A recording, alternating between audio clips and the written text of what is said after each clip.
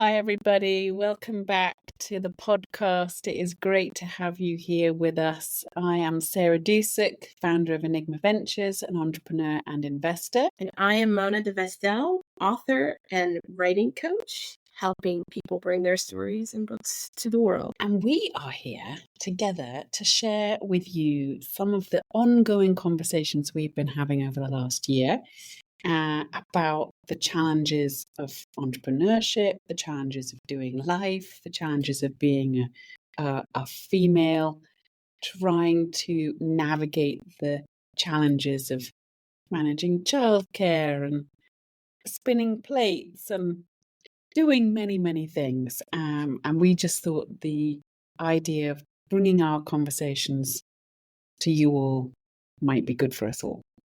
So we thought we would talk about today a theme that has been cropping up in our conversations over and over and over and over again over the last year. And it's the very strange theme of resistance. Mona, do you want to tell us all? Because you are the person who helped me understand resistance. Tell us all what resistance is. Right. So the topic has been coming up a lot in the work that you and I have been doing together to work on your books. And resistance, to me, it's something that pops up in our lives that says, I shall not enter this territory. I don't want to go there. And usually, it leads to this incredible discovery about what is behind that door that we're not willing to open. Usually there's a treasure that can be found on the other side of the door, but it's really obviously difficult. So resistance is like a wall. It's like a place that we do not want to go. It's like bumping up against something that puts some kind of distance between you and whatever the thing is. And we discovered it, or I discovered it this last year, when you kept pointing out to me, Mona, why do you not want to go there? Why do you not want to talk about that? She said, I feel like you're resisting this or resisting that. And I was like, I'm not. I am not. What are you talking about? I'm happy to talk about anything. And then, of course, what happens is when we start to talk about something, we start to realize that there's an elephant in the room. You realize, oh yeah, I'm not talking about that, or I'm not going there, or I don't want to engage with this topic or this area of my life.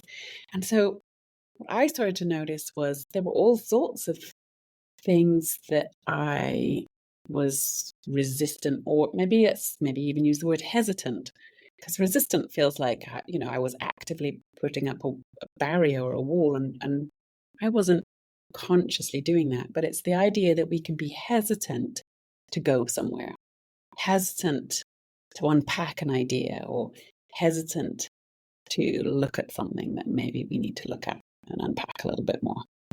Yeah. And I think there's usually a gold mine when we push through that barrier. I mean, you say you weren't necessarily actively putting up a barrier, but I actually think that we do actively put up barriers.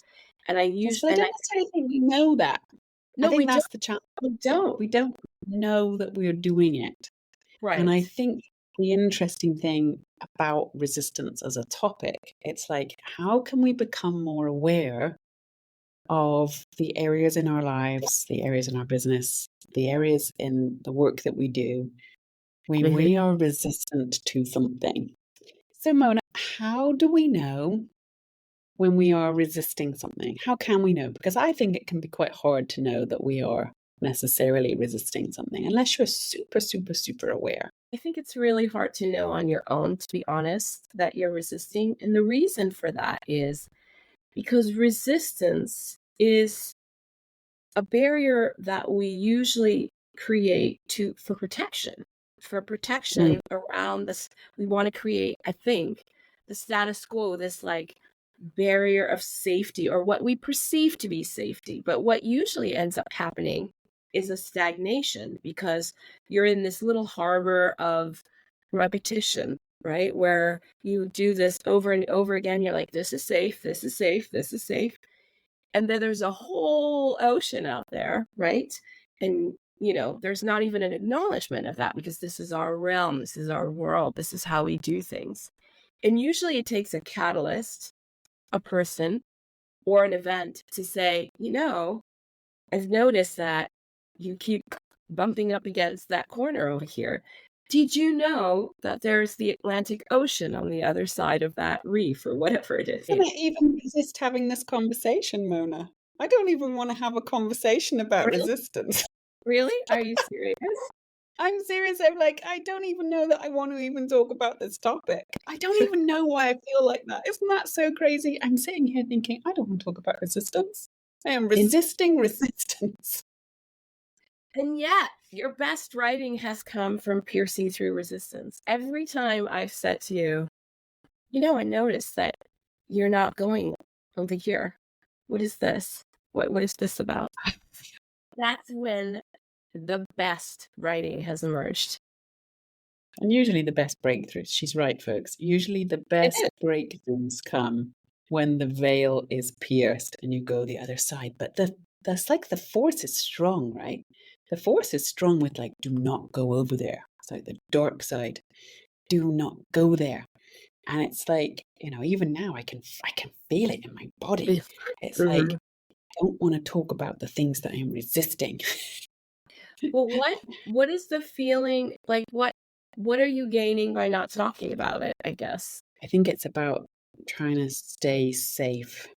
I think it's about not trying to rock the boat, not trying to uncover, just want to maintain the status quo, just want everything to go back to being like under control, managed, everything in its box, close the lid, lock it up, move on. And I think the moment we start talking about, is there somewhere I don't want to go? Like, is there something I'm pushing against that I don't want to go there? I don't want to look at that. I don't want to change that. It was interesting. I was having a conversation with an entrepreneur just a couple of days ago who I was suggesting should shift a marketing strategy. I mean, something very like theoretically non-emotional, right? Maybe that we needed to pivot and shift a marketing strategy, to which there was outrage and uproar. And it was a very dramatic, don't go there. I do not have time for a pivot. I do not have time for driving that change. I am not going there. And so much resistance to just an idea of exploring having to change something, exploring having to tweak something, exploring having to go somewhere that you feel like maybe you don't have time for, you don't have energy for that.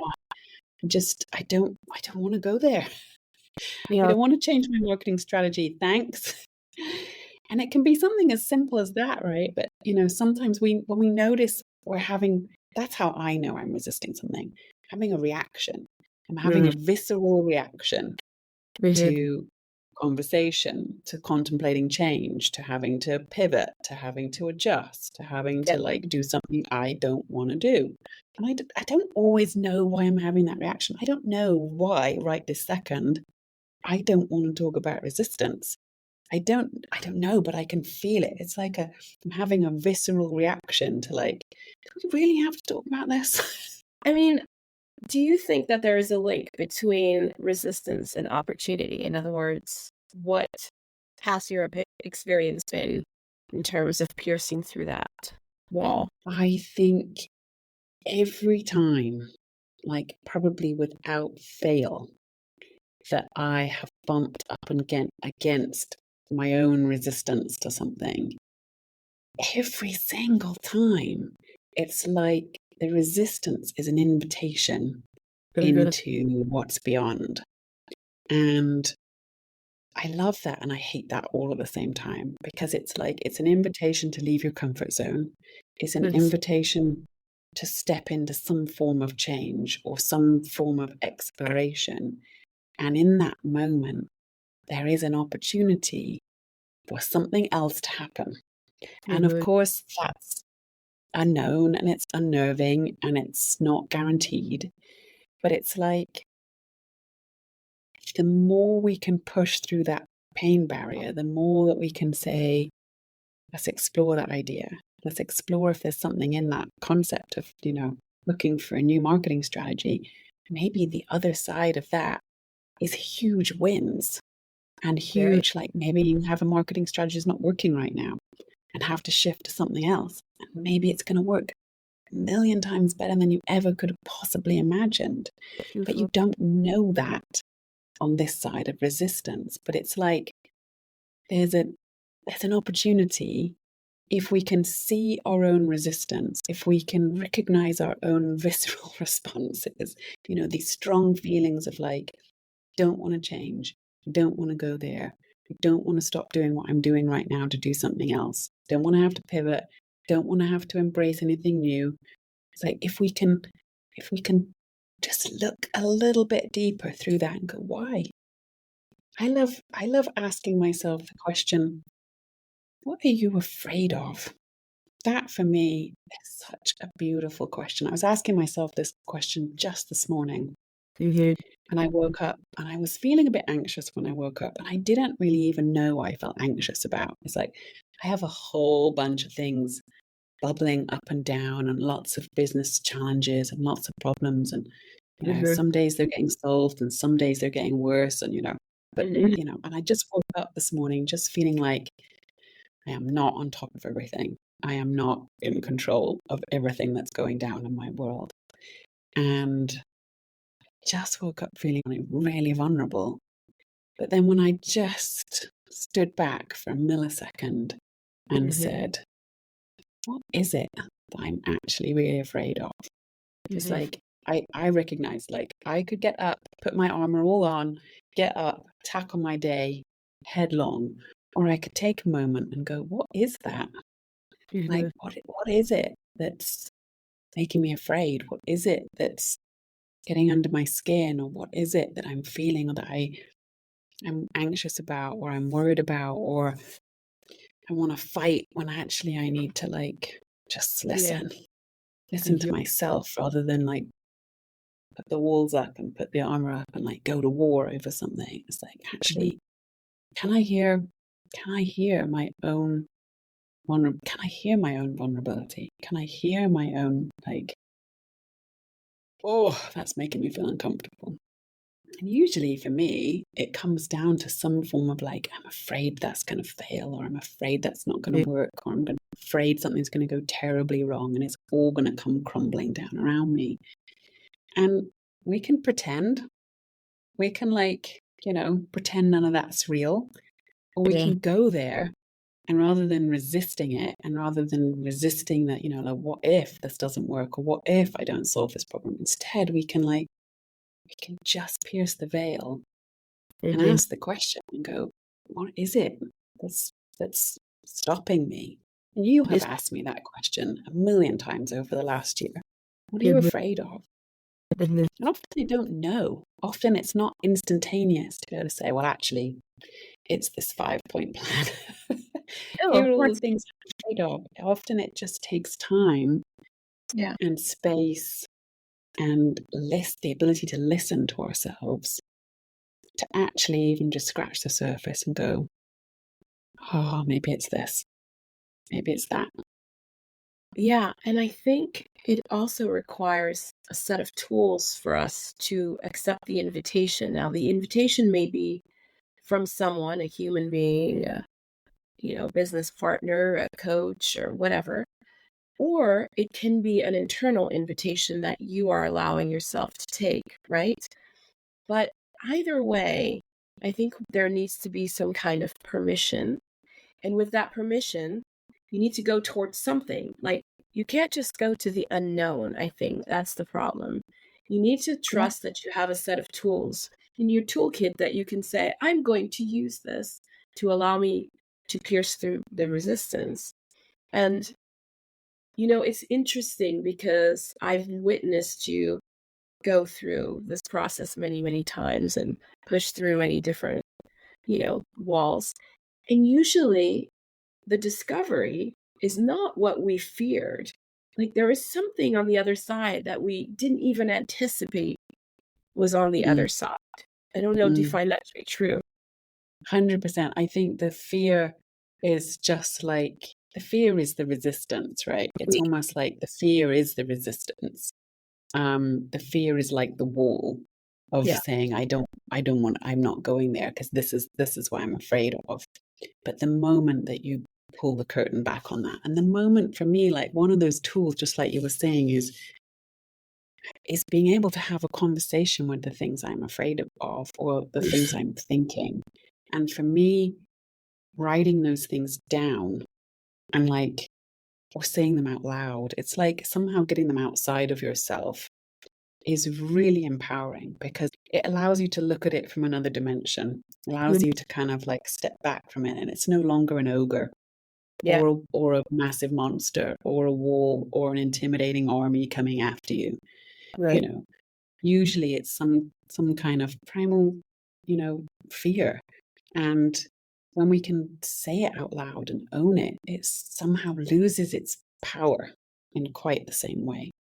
Yeah. It's no longer as big, it's no longer as mighty. And that allows you then to see what's beyond it and to make discoveries and to see what's over there and to discover things you either didn't know about yourself or about the situation or, a major big breakthrough or personal, aha that changes your life. I mean, we don't know what's on the other side, but what we do know is that every time we navigate our way through fear and we navigate our way through the stuff that wants to hold us back, there's always something on the other side.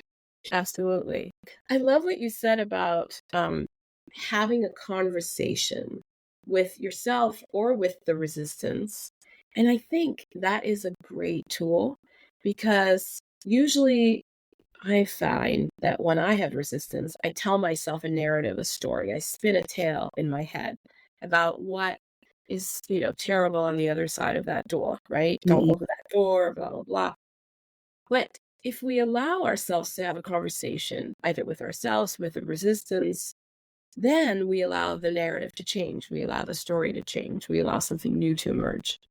And I know that we have done this over the course of this year that we've worked together, where we have conversations with our fear, our, with Mm. love and with illness, with whatever, grief. And it has been an incredible tool. And I know Mm. this may sound rather strange, perhaps if you've never done it, but it's something that is not new. It's very old, but what I call automatic writing, which is you allow yourself to just write whatever comes through your mind, your pen, your computer, and you can specifically ask specific, like your grief. What is my grief telling me? What is my fear telling me? Grief, what would you like me to tell me today? I've done that with cancer. Cancer, what would you like to tell me today? Because I'm a cancer survivor. And it's been incredibly powerful, right? To allow this narrative to emerge and to say, fear, what can you show me today? I really don't Mm. even want to have this conversation. I find it tedious. Tell me what that's about. And something usually opens up a new story, a new narrative, a new doorway. Has that been your experience? Yes. I was just asking fear this morning as I woke up anxious this morning. I was asking fear this morning, what I was asking myself, what am I afraid of? And then I I started looking at my emails and I started getting into my work and I started getting like ahead of myself into my day. And I suddenly noticed there was a few emails in the mix there that were not making me very happy. And I started to feel really intensely angry, like wanted the fire and brimstone to fall from the sky and like eat these people up. You know, horrible Shook, stuff. shook. And then in my ear, I'm hearing and I'm sensing, okay, go back to journaling. Maybe put your emails away. Let's maybe start the day differently. But I'm hearing myself say, when you're afraid, You you go to anger. You go. Because Mhm. it's easier to feel anger than it is to feel afraid. Absolutely. I was like, what? It's true. Yeah. It's true. And I was like, oh, I'm feeling angry. I'm actually feeling angry because I'm actually feeling Because that's the afraid. gate. And it was, I'm scared. I'm afraid of the outcome of this thing and what's going to Yeah. happen in this thing. And I'm feeling afraid. Yeah. And therefore I'm channeling that into, well, let's just be angry. Because if we can be angry, then we can fight and we can have a war. Right. And it's like, that is not the energy that is going to solve this problem. That is not going to do you any good, one. And maybe there's another way, but it's like, can you sit in your fear long enough? Can you sit in your fear long enough to really understand what it is that's really worrying you, that's Right. really behind it?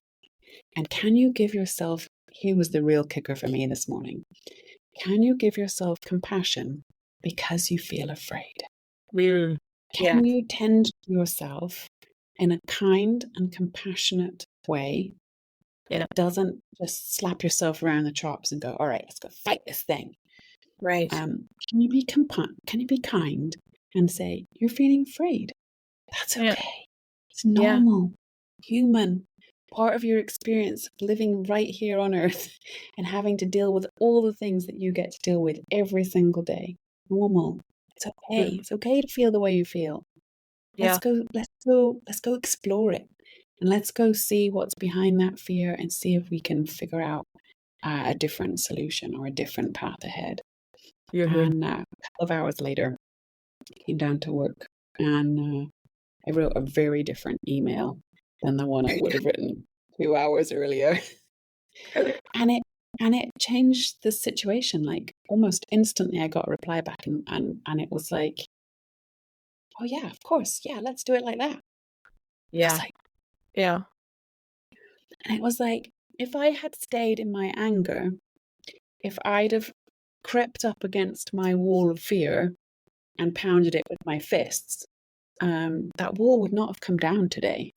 But Right. because I was able to be kind to myself, and as opposed to resisting my own fear and resisting my own, all the things that were coming up, and instead of allowing myself to go to anger, I went to compassion instead. It was like we got totally different outcomes. We got a totally different day. We got totally different possibilities now. So when you allowed that anger to crumble away into realizing that you were afraid, you allowed a new story to emerge. In other words, I think that's the key. The key is to push up against the wall of resistance and to allow a new narrative to emerge and to see what Mm, that narrative is. It sounds mm. like you were able to do that by saying, why am I so angry? Oh, I'm actually scared. And that was the win. That was the gateway. That was the opening to a new perception, a new, understanding of the situation, your ability to write an email differently and open a door. I think that's the guidepost of resistance. It allows us to understand something new in a situation that we're initially not willing to look at. The question is, what? What do you want to show me? Yes. What are you here? And that's the challenge, isn't it? Is to come up against the resistance and Yeah. to go, what are you here to show me? What's What behind do you what's behind my own resistance? Why do I not want to go there? And what is it that lies beyond that you have to teach me and that you have to show me something? Yeah. And the hard part is really just, well, it's two things, I think. It's recognizing the resistance in the first place. So you're Yeah. right. Sometimes we need someone else to help us get used to seeing it. And when Mhm. we're used to seeing it, we'll get better at seeing it for ourselves. One. Mhm. And two, then we need to see it as a teacher. We need Yeah. to see it as our own, like, there's something here for me to learn. There's something here for me to know if I can lean in. And that's the challenge. Can I lean into it rather than pull away? Because you Right. automatically want to resist resistance. Like I said at the start of this podcast, I don't even want to have this conversation. I want to resist resisting, talking about resistance. But it's like if we can lean in there are treasures to be had. There's a discovery to be had, something to know, something to learn, new territory for us to take. Absolutely. So have you pierced through the resistance of having this conversation? I knew you were going to ask me that. Oh, yeah. I mean, I think the challenge with even talking about resistance is admitting that you resist stuff still. It's like another layer of being honest with myself and honest with you all that I want to back off sometimes. That Yeah. being vulnerable is hard. That actually it's so much easier to resist being vulnerable. But that every time we are, every every time that I choose vulnerability over pushing away, it's always better. It's always better for my soul.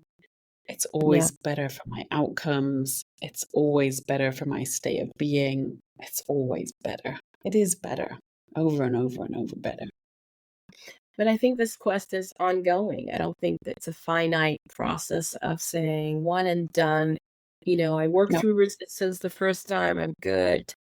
I mean, the invitation for vulnerability and authenticity is an ongoing invitation that you have to accept. it's a And daily, it's hourly, minutely. Yeah, and that's the truth, isn't it? We can show up. We're constantly choosing how we show up.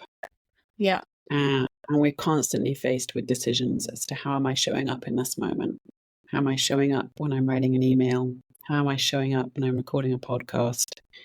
How am I showing up? And we either armor up or right. we strip it down and we bring our whole selves to the table. And I know, ah, it is so much better bringing your whole self to the table than it is bringing my armored up version. But I think it's because as women, especially, we've been taught that being vulnerable is, meaning that you're weak. Actually, what we're discovering is that with your vulnerability comes showing your strength and stepping into Mm, your power because you're stepping into your whole self, your entire arsenal of who you are, as opposed to this two-dimensional narrative of I'm in control, everything's fine, I'm in control. And that's like a puppet, mm. but you are multidimensional. And I think that when we step into that multidimensional self, this comes with vulnerability and courage.